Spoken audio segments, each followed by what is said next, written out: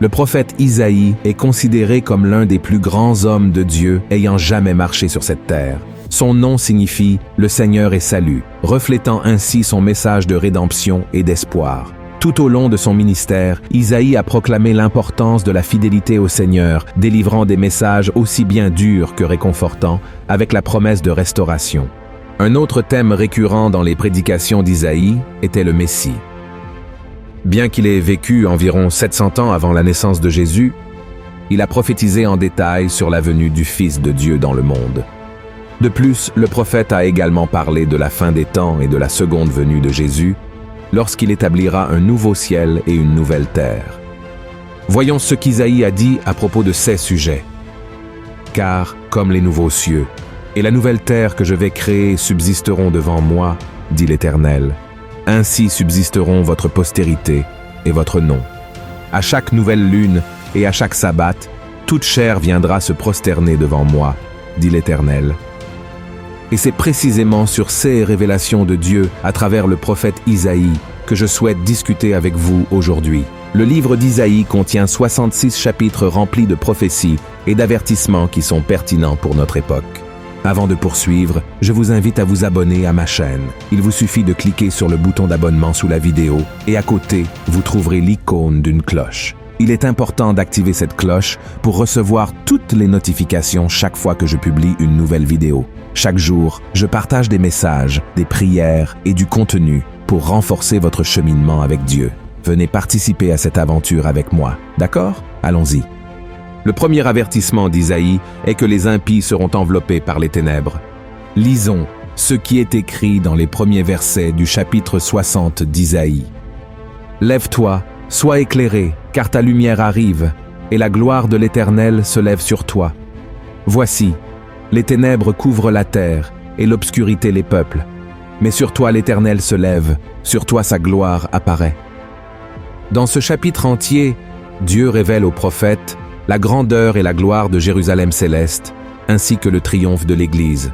La vision d'Isaïe est très similaire à celle que l'apôtre Jean a eue dans l'Apocalypse 21 et 22, même si de nombreux siècles séparent ces révélations. Cela confirme la véracité et la cohérence de la parole de Dieu.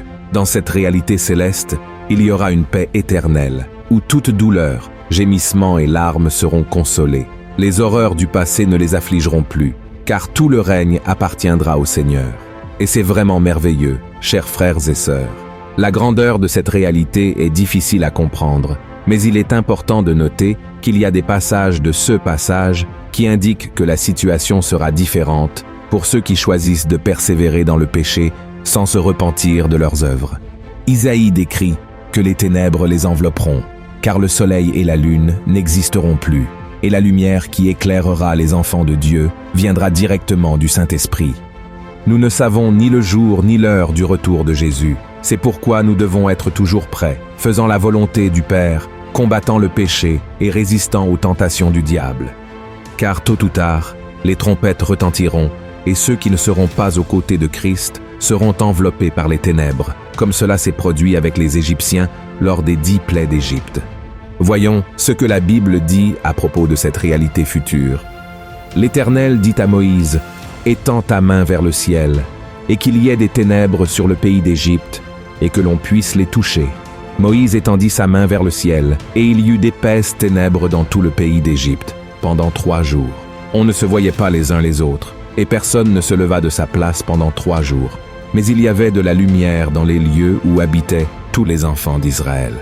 Quand les ténèbres sont tombées sur l'Égypte pendant ces 3 jours, tout s'est figé. Aucun Égyptien n'a pu accomplir quoi que ce soit, car l'obscurité a totalement dominé. C'était une conséquence de la désobéissance et de l'entêtement du peuple égyptien. Cependant, à la fin des temps, selon les paroles du prophète Isaïe, les ténèbres seront encore plus intenses et durables. Cependant, il est important de souligner que Dieu est et restera toujours la lumière de ceux qui l'aiment. Ceux qui choisissent de rejeter Dieu vivront éternellement dans les ténèbres. Le deuxième avertissement d'Isaïe est que ceux qui ne discernent pas entre le bien et le mal paieront un prix élevé pour leur choix. Maintenant, allons au chapitre 5 du livre d'Isaïe, où il nous avertit que ceux qui ne peuvent pas distinguer entre le bien et le mal et qui se considèrent sages à leurs propres yeux n'échapperont pas au jugement de Dieu. Ainsi parle la parole du Seigneur. Malheur à ceux qui appellent le mal bien et le bien mal, qui changent les ténèbres en lumière et la lumière en ténèbres, qui changent l'amertume en douceur et la douceur en amertume. Malheur à ceux qui sont sages à leurs yeux et qui se croient intelligents.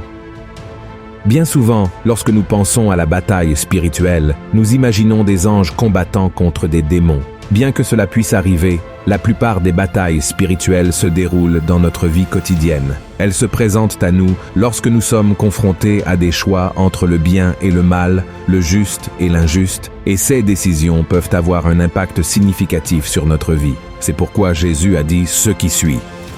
Entrez par la porte étroite, car large est la porte, spacieux est le chemin qui mène à la perdition, et il y en a beaucoup qui entrent par là. Mais étroite est la porte, resserrez le chemin qui mène à la vie, et il y en a peu qui les trouvent. C'est précisément cette lutte entre le bien et le mal que notre société a récemment affrontée.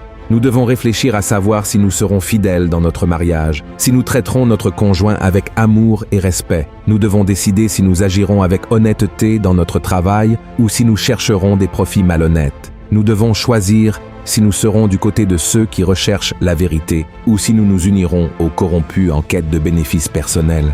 Le pire de tout, c'est lorsque nous choisissons le mauvais côté et que nous essayons encore de justifier nos décisions en disant « il n'y a rien de mal à cela ». C'est être sage à ses propres yeux et ignorer ce que la parole de Dieu définit comme bien et mal, agissant selon les désirs de notre cœur. Cependant, la Bible nous enseigne que le cœur de l'homme est trompeur et corrompu.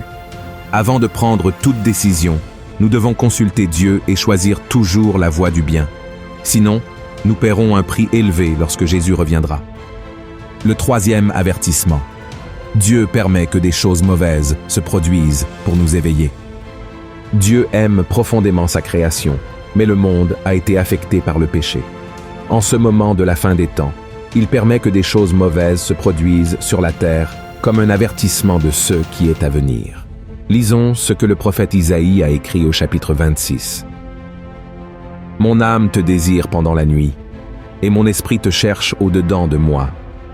Car lorsque tes jugements s'exercent sur la terre, les habitants du monde apprennent la justice. » Dans ce passage, les ordonnances font référence aux catastrophes, aux tragédies et aux événements adverses qui se produisent sur la terre. Par exemple, la pandémie actuelle de coronavirus a causé des souffrances et de la peur dans le monde entier, entraînant des millions de décès en peu de temps.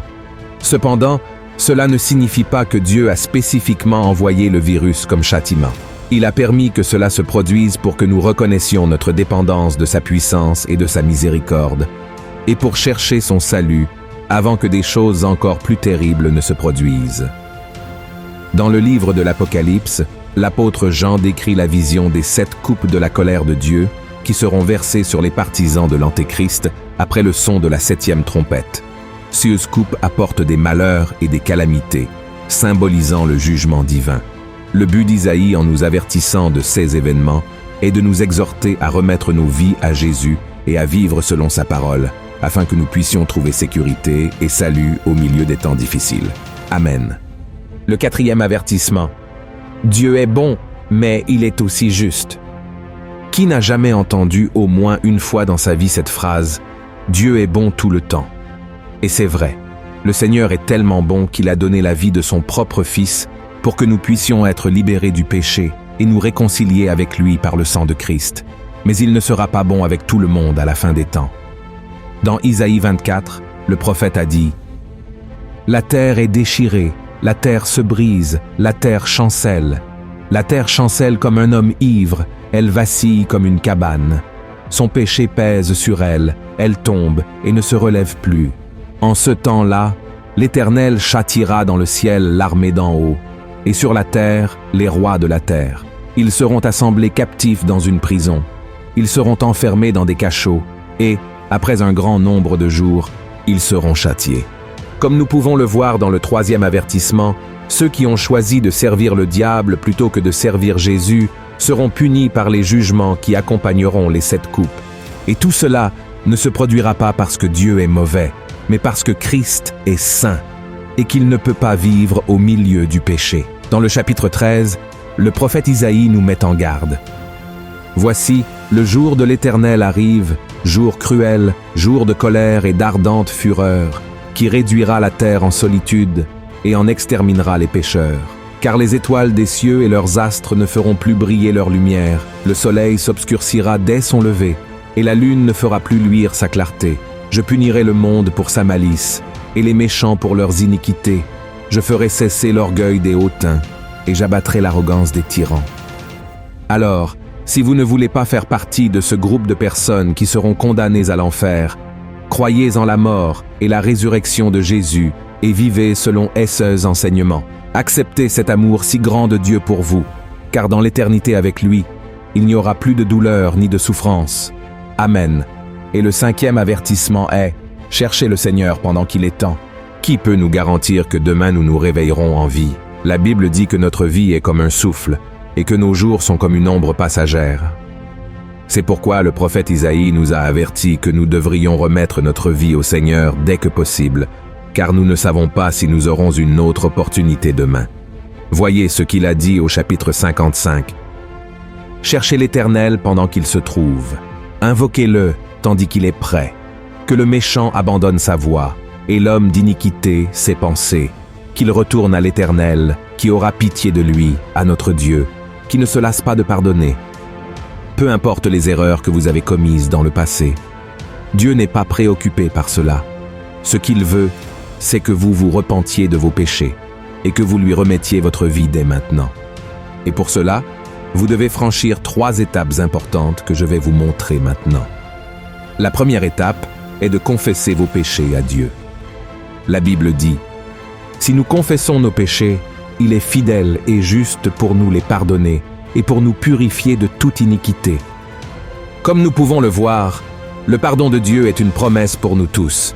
Cependant, la décision de recevoir ce pardon et de se repentir des péchés nous appartient à chacun. Donc, mon frère, confessez vos péchés au Seigneur et croyez que vous avez déjà été pardonné.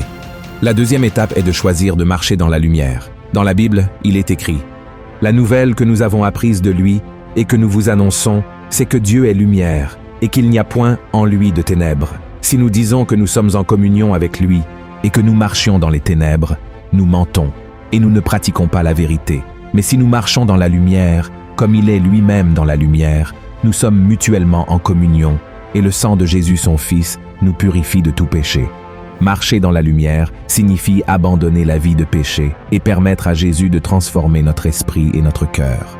Lorsque nous faisons cela, nous lui accordons la liberté de nous transformer quotidiennement et trouvons la force de vaincre le péché. La troisième étape est de ne plus se blâmer après avoir confessé vos péchés à Christ. Il vous a déjà pardonné et nous ne devrions pas nous accabler. L'ennemi fera tout pour accuser et dire que nous sommes trop pécheurs pour être pardonnés par Dieu. Même si nous nous sentons sales et indignes des bénédictions du Seigneur, nous devons prendre possession du pardon par la foi. Amen. Par conséquent, frères et sœurs, nous devons comprendre que Jésus est sur le point de revenir et le prophète Isaïe a été utilisé par Dieu pour nous donner des avertissements importants sur ce qu'il faut faire et ne pas faire de nos jours. Christ a payé un prix élevé pour nos vies et nous ne pouvons pas gaspiller cette opportunité d'être sauvés, comme nous l'avons vu. Les derniers jours seront terribles et vous n'avez pas besoin de souffrir avec les impies, mais pour cela, vous devez répondre à l'appel que Dieu vous fait aujourd'hui. Amen. Si vous avez aimé ce message, je vous demande de le partager dans les groupes WhatsApp et sur Facebook. Propageons le message de l'Évangile et suivez-moi ici, car chaque jour, je vais vous aider dans votre marche avec Dieu. Je vous attends dans la prochaine vidéo. Que Dieu vous bénisse.